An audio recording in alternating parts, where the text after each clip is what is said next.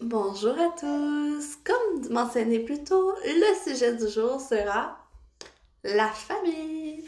Pourquoi j'ai décidé la famille aujourd'hui? Parce que depuis 2 jours, j'aide ma famille. J'aide la famille à mon copain qui est pour moi ma famille. Donc, on aide, on a aidé pour le déménagement, puis on a passé beaucoup de temps ensemble. Puis, une chose que j'ai remarqué, c'est que le soutien, c'est très important.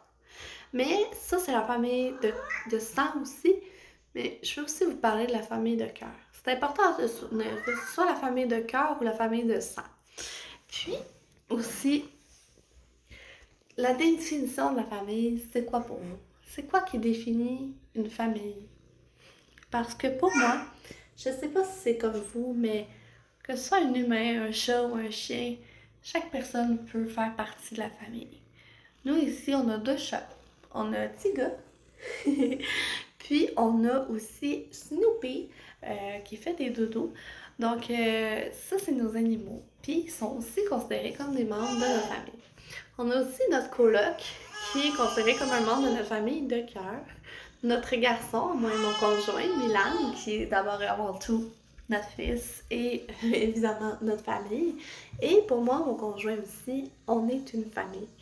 Je pense pas qu'il faut nécessairement avoir des enfants pour avoir une famille. Je pense qu'une famille, c'est considéré quand un couple ensemble sont ensemble, justement.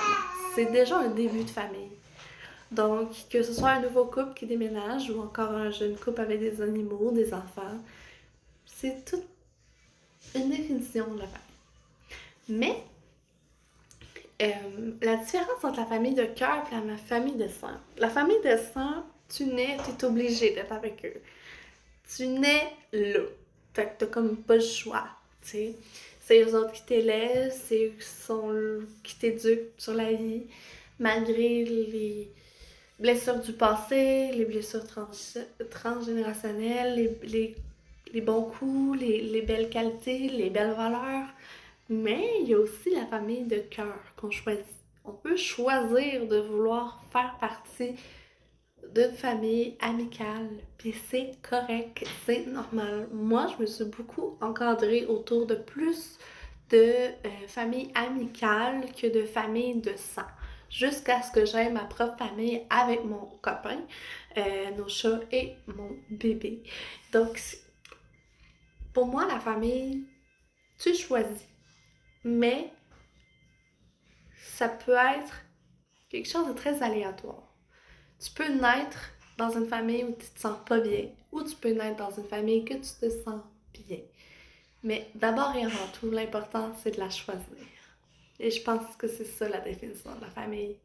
C'est pas nécessairement le sang qui coule dans les veines, mais de choisir une famille qui est là pour toi et qui va te soutenir. Donc, je voulais vous le mentionner. Bonne soirée à tous et si vous avez des questions, vous pouvez m'écrire. Désolée si c'est pas clair, je suis un peu fatiguée, j'ai la misère à m'exprimer ce soir.